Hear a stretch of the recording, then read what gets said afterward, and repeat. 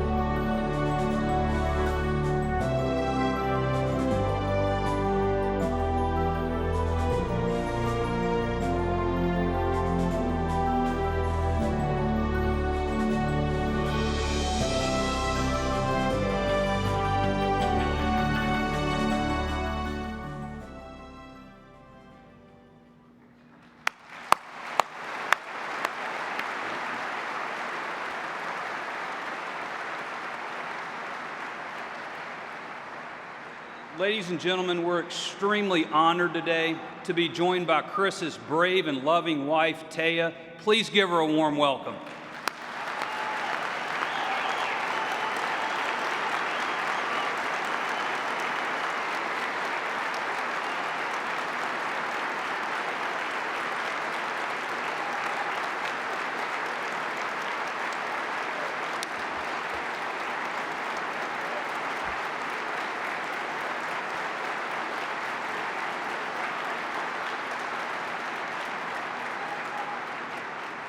Thank you. It's an honor to be here with you today. America needs people like you who are willing to stand up and fight for part of what makes America great.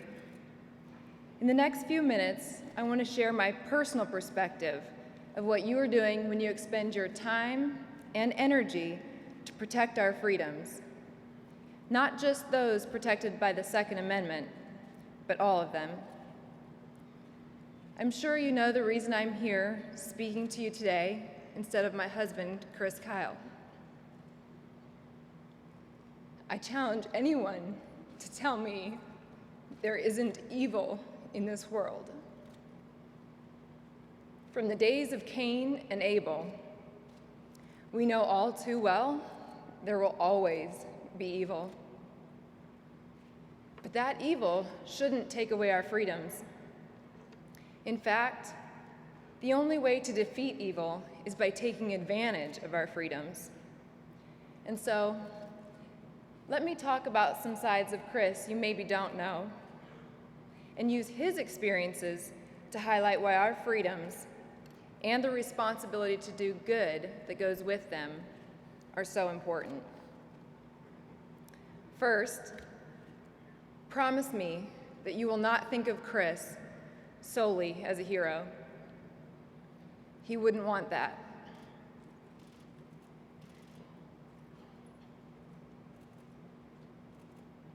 Instead, I ask you to see him the way he would have wanted you to see him. As just an everyday boy who did his best at what he loved, growing into an everyday man, loving his God, loving his country,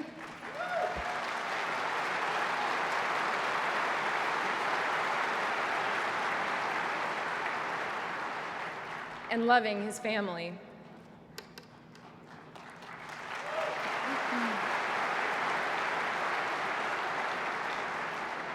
Like many young boys, Chris and his brother Jeff developed a sense of justice through playing in the outdoors. They used their pretend rifles, fighting imaginary bad guys, copying the heroes they saw in John Wayne movies. Those early battles nurtured a strong desire to protect others from evil and fight for what was right. As he got older, Chris's parents were adamant about teaching the importance of gun safety and proper use of real guns. He began to respect firearms as tools that could bring as much harm as good. When he learned to safely shoot and hunt, he was taught only to kill what he needed for food. He developed an appreciation of guns as a means of providing nourishment while exploring the peaceful essence of nature with his family.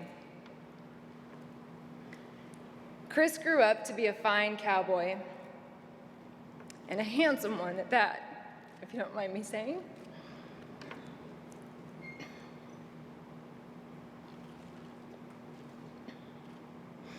Sorry, the picture's in front of me too.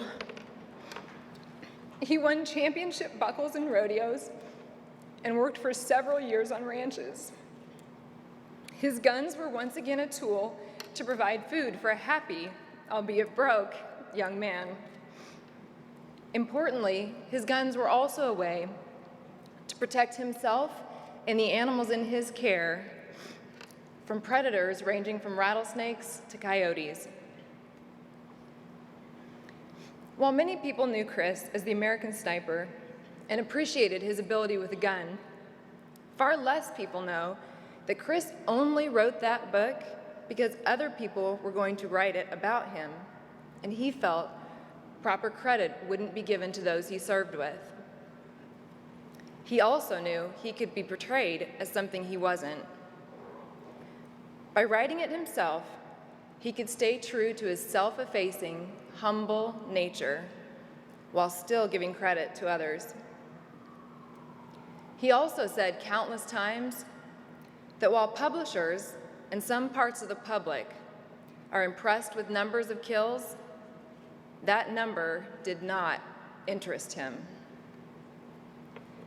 A number that would have been much more important to him would have been if someone could have told him the number of lives he saved.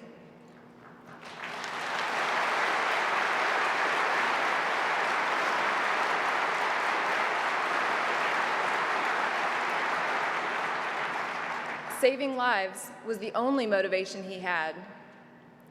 That was why he went to war. Saving lives came with a price, though. It forced him to let go of his innocence.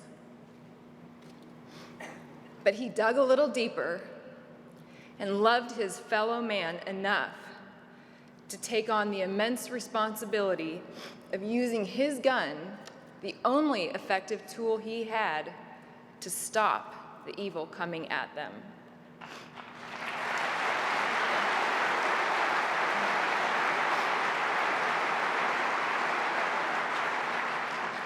Chris often said, members of the military voluntarily sign a blank check to the United States of America for a price up to and including their life. His goal was to make that price as low as possible. He used his rifle to do that. When faced with a decision to fire or let an American die, Chris dug deep. He found courage.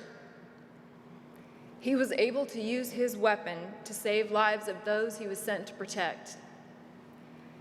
Many people have told me heart-wrenching stories about how they would not be alive today if it were not for Chris. He felt a sense of purpose and fulfillment protecting the people around him. He appreciated the guns that helped him do that. I've been blessed to hear from a U.S. Marine who knew with all certainty that he, and consequently his young daughter, would not be alive today if it were not for Chris's service. I have witnessed parents addressing Chris with tears in their eyes, thanking him for saving the life of their child. Chris knew the stories of countless people who returned home thanks to his skills. He also knew the pain of loss caused by guns and anguished over those he couldn't save every day of his life. He had to fight to come back from the dark, heavy weight of loss that he felt when his friends died on the battlefield. But Chris was strong enough to face the bad head on, to push through and live with the memories of all of the experiences he had been given. Somewhere in there, he found a balance. Chris got out of the military to save our marriage. It was the best and worst day of his life. Actually, for the longest time, he only thought of it as the worst. It was the worst because he felt he had more to give. Spending years living and breathing for the brotherhood of men, not only in the SEALs, but in all branches of the military, gave Chris an undeniable, valuable purpose. In getting out of the military, he felt he was letting his country down. He didn't consider it the best day until years later, when he understood his extraordinary value to our children and to me. I can assure you, Chris Kyle was as flawed as any amazing person is, but he was the most loving, soul-changing husband and father I've ever encountered.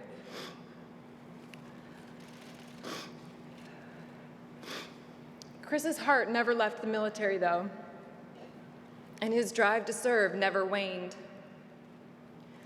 Chris and I had the honor of meeting many men and women who had been wounded in combat. Many of them thought that the healing they received in the hospital, though important, was exponentially slower than what they found when they went out in the great outdoors. Many service members were outdoorsmen before they went into the military, and they felt great peace hunting or shooting targets. Chris was blessed to be able to serve countless numbers of veterans during hunts and shoots over the last few years. He discovered a new use for guns: healing.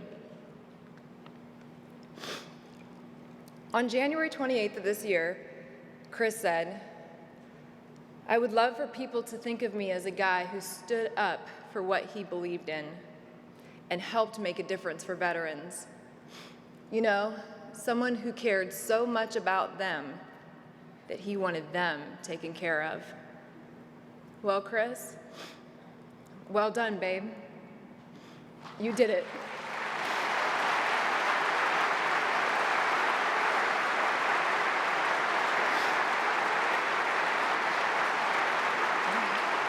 And you did it well.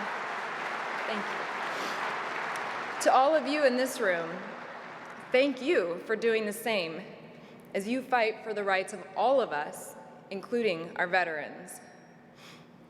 In the short amount of time after Chris got out of the military, he found himself reflecting on how guns affected the many aspects of American history. In doing so, he developed an idea for a book coming out this June called American Gun. In it, Chris chose to tell the stories of 10 iconic guns and the people who used them, altering the course of United States history, from the Revolutionary Wars to the Western frontier, world wars, and beyond.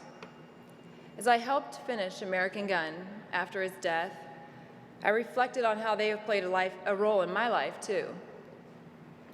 I pray they will continue to, as I am all too aware of the existence of evil in all walks of life. And because of that, I want to thank you and those who came before you for standing strong in defending our right to bear arms. Thank you for understanding the difference between the use of guns in terrorizing innocent people in our country and abroad, and the use of guns in protecting against an evil that will not be reasoned with.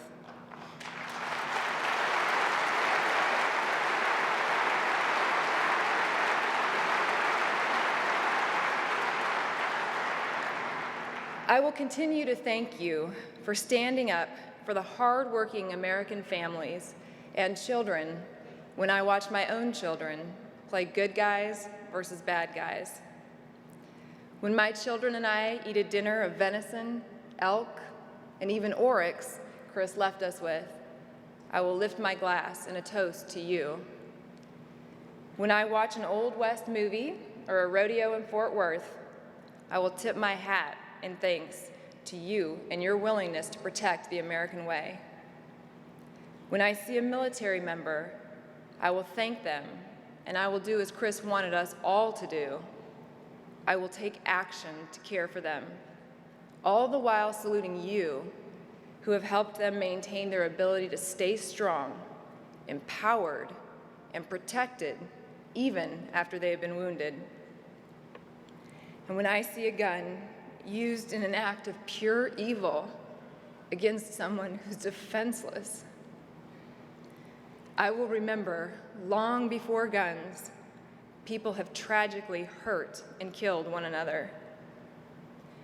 I will pray for God to keep us all strong, and I will thank you for using your time and energy to ensure Americans remain free, fully prepared to feed ourselves, defend ourselves, and ultimately win the battle of good versus evil.